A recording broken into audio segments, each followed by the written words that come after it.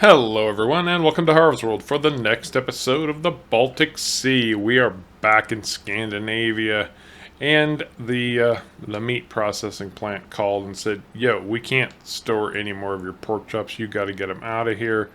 So I'm over this morning selling off a big load of pork chops. They're still working on our pigs. They it it takes a while apparently to slaughter a pig. Turn it into pork chops. That's okay. Because we're probably going to make some decent money off these things today. And this is just for a few pigs. Not even the whole bunch. There they go. Get out of here, pork chops. Keep going, keep going. This is the bad part. I got to drop my trailer in order to get them to process the rest. There they go. So, 59,000 euros. 59,000 euros to get us started today. Outstanding. Absolutely outstanding. Now, I have been busy getting, well, some new equipment. And I'll explain to you why here in just a little bit. We're going to get back into Vikings today, and I think I'm going to take a little bit of a step back. You know, we go into these things assuming that people know about Vikings, have the same interest. Well, there's plenty of people out there who don't really know who the Vikings were. So we're going to go step back just a little bit, look at them, and we're also going to look at who they followed. What was their motivation? What were they doing? Why were they doing it? Who were they? We're going to find out today. For now, I need to head over to the shop and pick up a new piece of equipment. This should be good too. This is going to help us out in a big way. Okay, this is our new piece of equipment right here. Yes, that's right. It's a slurry sprayer. This cost me about 15,000 euros. Not bad. It's a Rime. And this hails from Norway. These are manufactured in Norway. Another nice piece of Scandinavian equipment. Like I said, we're going to find out who the Vikings are. Who were they? So, you know, going back, obviously, we know at this point that the Vikings, their heyday was from about 800 to about 1100 AD. You know, well over 1,000 years ago. And obviously, you know, since we're talking about Scandinavia, we're in Scandinavia, the Vikings hailed from the Nordic countries of Scandinavia, specifically Denmark, Norway, and Sweden. Now, believe it or not, you know, we hear all of the classic tales of exploration and plunder and all of that. But the Vikings were actually a very simple community that really relied on agriculture. They kept sheep. I mean, they're doing pretty much what we're doing, only with more rudimentary tools. They were farmers. Now, yes, they were farmers, but they also had a very adventurous spirit. Not only that, they had a shortage of land, overpopulation. They were actually doing quite well as a society, but they needed that Lebensraum, that elbow room, living room. They needed places to expand, and they got all over, man. They really made efforts to expand. Now, yes, some of it was adventure, some of it was plunder, but they were really looking for new places to settle. And they, you know, we talked a lot about Europe, but they went, you know, as far as the Middle East. They colonized Iceland, they colonized Greenland, and this was actually just recently proven. It was suspected, but it was just recently proven that the Vikings made it to North America 500 years ahead of Christopher Columbus. And they have found a Viking settlement off the coast of Canada, and the Vikings called that Vinland, Vinland, which kind of meant, where grapes grow wild. So, the Vikings were out about and getting around. Okay, so I replaced my water trailer, and I'll tell you why. One, because it was a little small. Two, because it could only haul water. And three, because I needed a trailer that could handle slurry. Now, I'll tell you why I needed a trailer that can handle slurry. One, I'm going to start using slurry because it's going to save me money on fertilizer. Duh.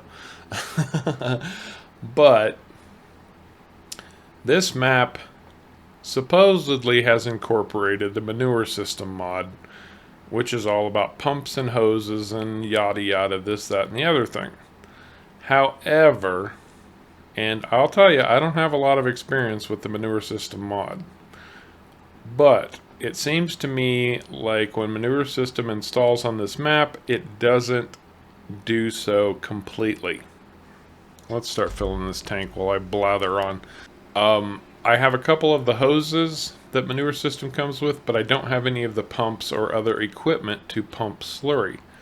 However, this particular tanker, the blue one on my left here, will pump the slurry out of the slurry tank, and it could be a mod issue. I'm not saying anybody's done anything wrong here, just something ain't right, and this was my solution. This was my workaround. So the Vikings got around. They really did, advance throughout the world. However, the real issue that people had with them, and in our day and age we would probably consider this a little bit silly, but they were pagans. Now, if you don't know who pagans are, the pagans or pagans aren't a race of people, they are a belief system. And a pagan is pretty much anybody who doesn't follow Christianity. Anybody who doesn't do the Jesus Christ, God, and all of that thing, or the one true God kind of thing. And don't get me wrong, I'm not knocking it by any stretch of the imagination. That's not my point here. I'm just pointing out who the pagans are. Pagans are anybody who follows someone other than Jesus Christ and Christianity. And the Vikings were pagans. Now, at this point in time, Catholicism had spread throughout the world and was continuing to spread throughout the world. And obviously the Vikings were not interested. They had their own gods. They're like, we're happy with Thor, and we're going to actually learn about those gods here today too. We're happy with Odin and Thor. They hook us up. Odin and Thor are the ones that we believe in. That's who we're going to follow. Y'all believe in whoever you want to. And there are several others as well. But, the two most popular, the ones that everybody knows, probably because of Marvel, is Odin and Thor. While the slurry tanker is refilling, I can refill my big tank.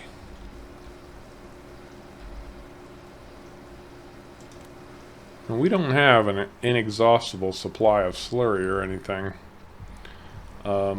We need a lot more pigs to keep that working for us, but it is what it is. We've got enough to at least get one good solid application on this field. All told, after selling off my old water trailer, bringing this one in, I'm in for about 30 grand. That's not bad. I'll take that.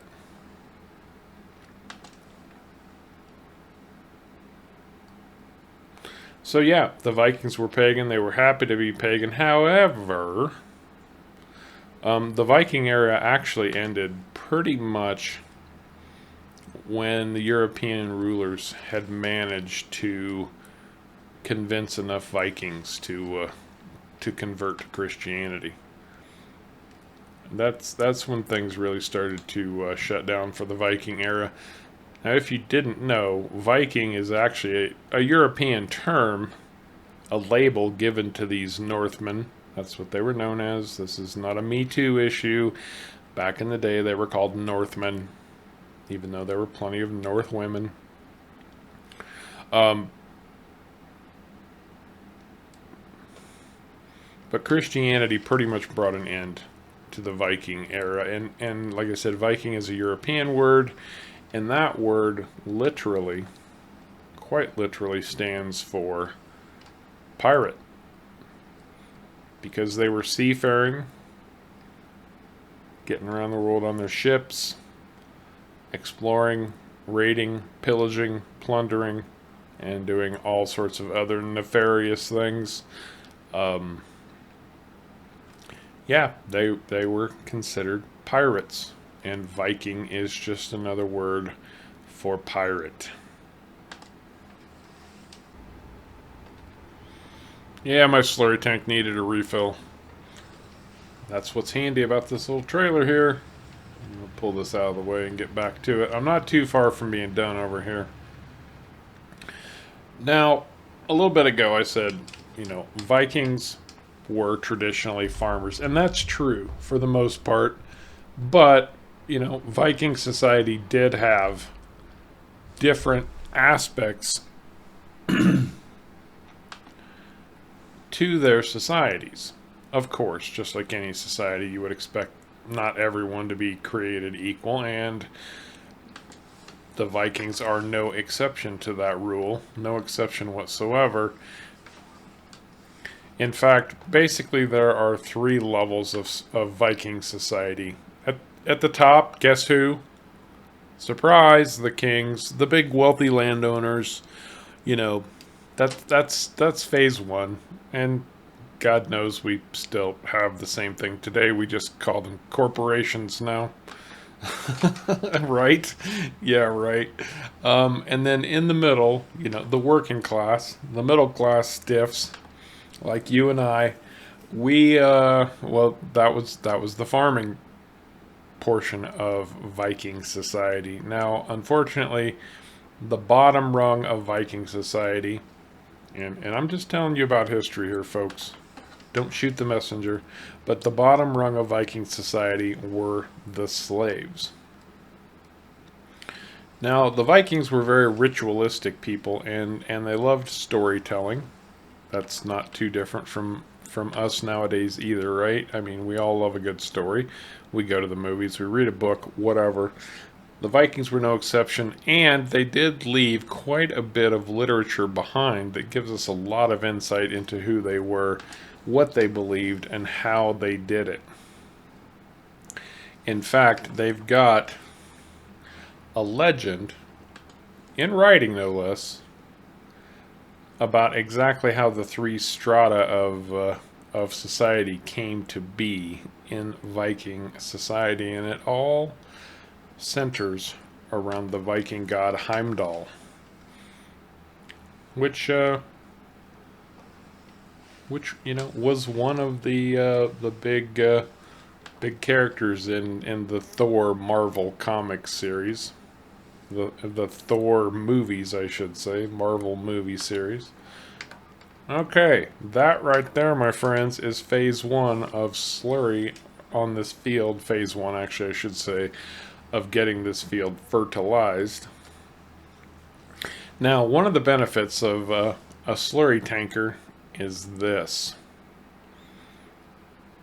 When you spread slurry or manure, as we learned on Frau B's farm in Germany, you can back-to-back fertilize. Now, I said the Vikings left some literature behind, and there is one, and I'm going to miss this edge, I just know it. I was trying to split this field basically right down the middle, and I'm going to get just off by a smidge. Anyway, one of the poems that the Vikings left behind to give us some insight into who they were and what they were doing is called the Rigsthula. Rigsthula. Now, Rig is another name for Heimdall. Heimdall is one of the Viking gods. Yep, totally missed that edge. Grumble, grumble, grumble. But you can see kind of the difference right there, that we are adding liquid fertilizer to this field right over the top of our slurry. You can see the different textures floating or sitting there on the field. I'm going to come back down just because this edge is going to bug the crap out of me if I don't. And so apparently, according to the Rigsthula, the story of Heimdall in this poem, Heimdall is the one who's responsible for creating the different classes within Viking society. Well, this is the last little bit of fertilizer. Everything else is completely done. This field is fully prepped and ready to do battle with the world. Grow, Triticale, grow. Anyway, the rain is not subsiding. I don't know when it's going to go away. I'm just going to park it up for a moment and see what it takes to get us through this. Back in a little bit. The rain lasted all bloody night, so yeah, I just called it a day. Man, our oat field is ready to go too. It's going to be a busy day, a really busy day. I picked up. Now, I've got a plan. I do have a plan. You will notice that we've got €500,000 more than we had yesterday. This is bad when Harv is stuck without being able to work. But I have a plan. I do have a plan. I found a good deal on some property, and I do believe in the whole you have to spend money to make money kind of thing. So Nico's farm is now €1,000,000 in debt instead of just $500,000. Yeah, that's right. I did something that I never, ever, ever, ever do. I took out a loan. And here I am this whole time, talking about Nico and how he totally botched things by getting so deep in with his creditors. But to be fair, I feel like, man, this field is loaded with weeds. They have not been taking care of this, have they? Let me put it this way. I feel like we have a handle on things enough now. We're making decent enough money, especially after those pork chops yesterday. I feel like we can safely start moving forward.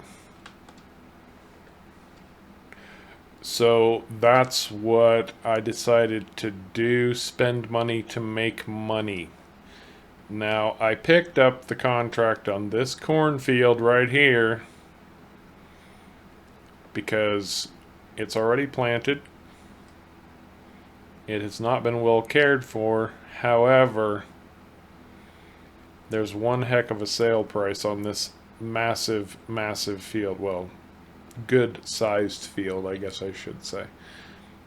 They're selling it for a decent price. It's still going to leave me plenty of money. I might have to do some equipment upgrades to make it all work out, but it's going to work out. Why?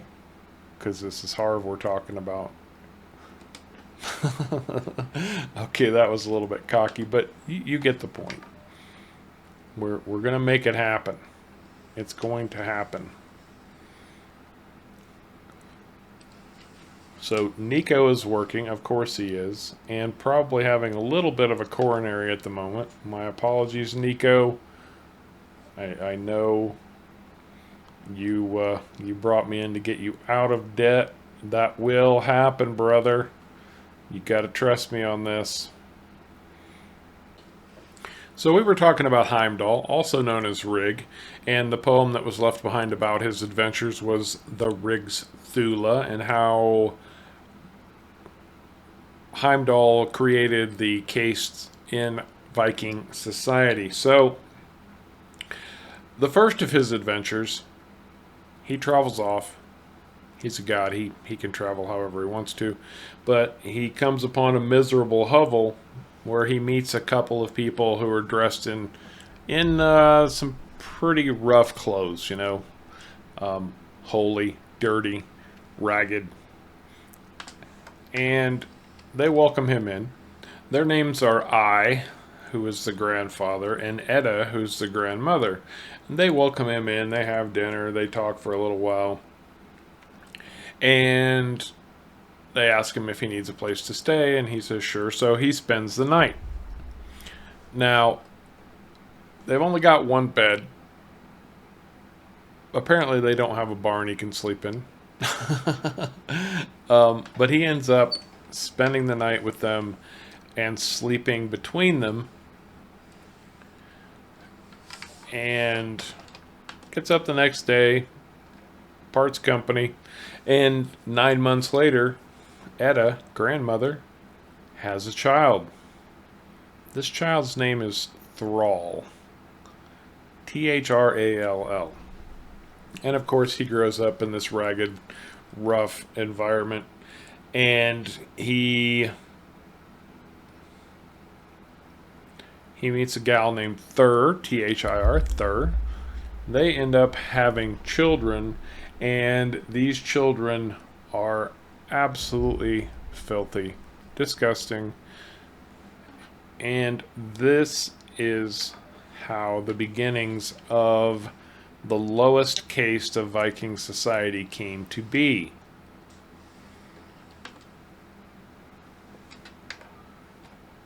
So, from Thrall and Thur come the slave caste of Viking society. Heimdall moves on again. He's out traveling, and one day he comes to another place where he meets Afi and Amma, which are also grandfather and grandmother. Afi and Amma, A-M-M-A. And, they're just typical farmers. They're out working the land, working hard, doing their thing, keeping busy. And the same situation happens. He hangs out with them for a while. They offer him dinner, a place to stay. He says sure. He climbs into bed with them at night, sleeps between them, and lo and behold, what happens? 9 months later, there is another baby born. His name is Carl, and Carl grows up to marry Snor, S-N-O-R, and that's one of those Scandinavian O's with a slash through it. Snor, so I'm probably mispronouncing it. And they end up getting together, being hardworking farmers and such. And they also have children, and those children are the beginnings of the farming society in the Viking world. They represent the middle class, the farmers, the workers, the worker bees of Viking society, if you will. And last but not least, Heimdall, aka Rig, as we know him at this point. He's out traveling one more time, as gods are wont to do, and yes, I'm going to complete this because I want to make sure that every fart and wrinkle of weed is off this field, even though the farmer's telling me the contract's done. He comes upon a very wealthy family, another grandfather, grandmother type. Oh, this is the last pass anyway. This will knock the rest of it out. Their names are Fadir, F-A-D-I-R, for father, and Modir for mother, which could very easily be the beginnings of us using father and mother to represent our parents. Fadir and Modir. Same situation happens. They have dinner. They hang for a while. They offer him a place to stay. And he says yes. He climbs into bed with them. I think after his I'm sure they don't know who he is. That's part of the whole gig. They don't know who he is. So climbs into bed with them. Sleeps between them. What do you think happens? Yeah, that's right. 9 months later, another baby is born whose name is Jarl, Jarl. Jarl. And Heimdall actually sticks around for this one, and he teaches the baby the art of using runes. If you don't know what the runes are basically Viking language, Viking written word. In fact, someone reminded me recently, and I apologize, I should have grabbed his name, about the fact we were talking about Harold Bluetooth and how Bluetooth technology was named after him. Well, that's true. What's also true is that the Bluetooth symbol is a combination of two different Viking runes. If you look at it, you can see the runes in the Bluetooth symbol.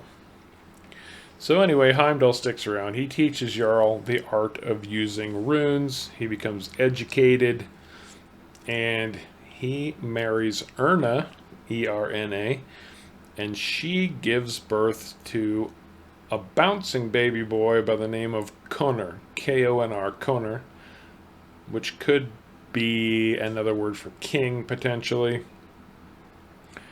He's known as Kunar the Young, and he eventually gets married, and through the marriage gains his own kingdom, and that is the beginnings of the upper caste of Viking society. So Heimdall, out adventuring in the world, getting busy, and creating the upper, middle, and lower classes of Viking society.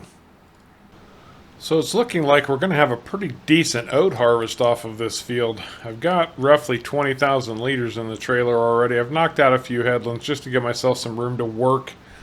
Going to be a good oat harvest here, I think. A very good oat harvest. So we were talking about Heimdall. You know, he's one of the gods, and there are many others. And of course, we've met a few of them, at least in passing through Marvel Comics and their movies and whatnot. But, you know, they don't really go into much detail about who they are or where they came from. Now, we all remember Odin, and Odin only has one eye. He's considered the supreme god in Viking mythology.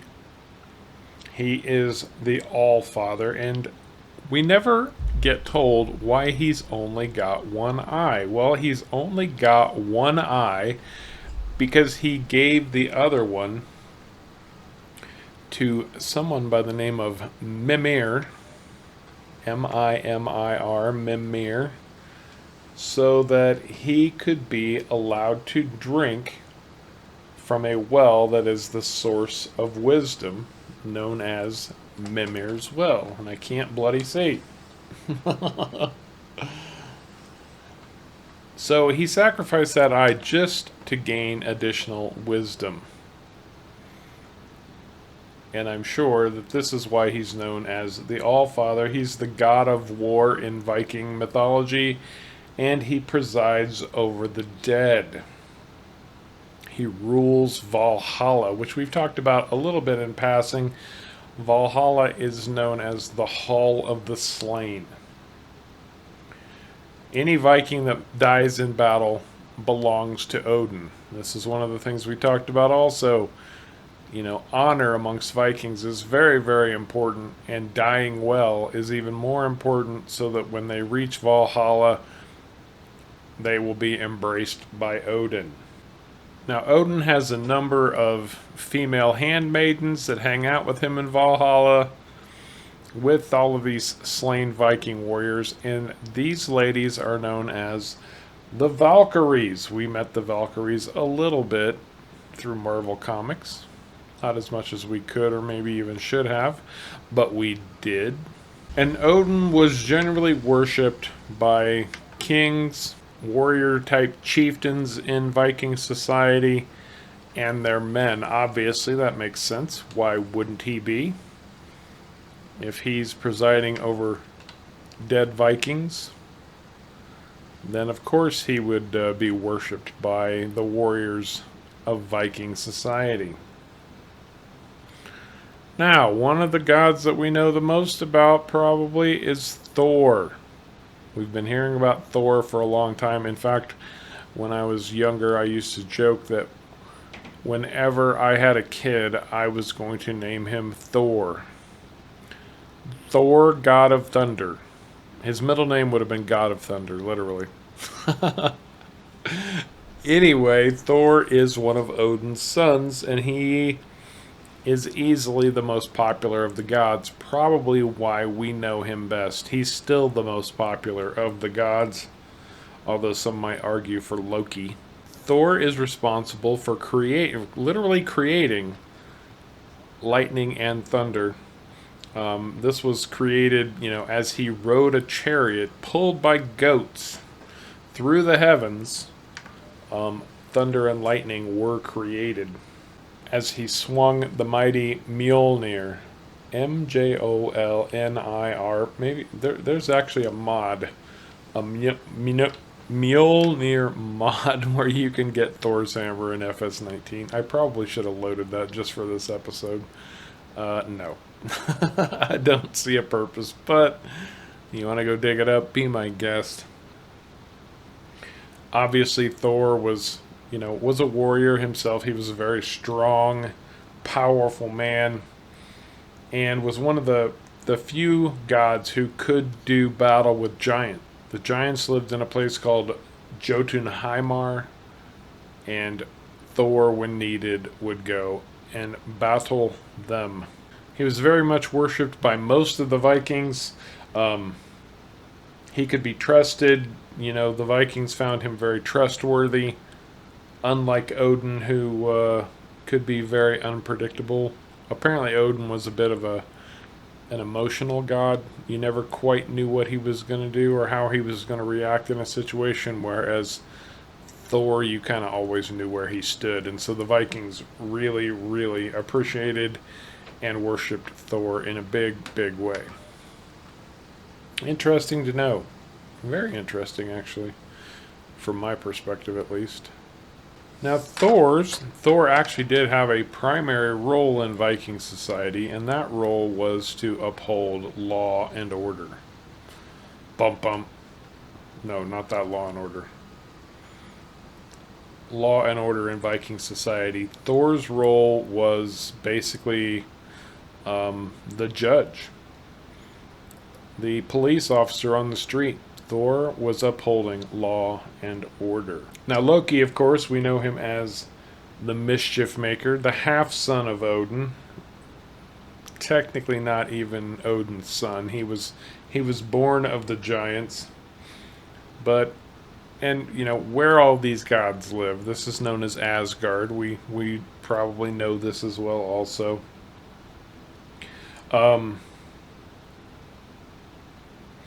And technically, Loki is not even Odin's son.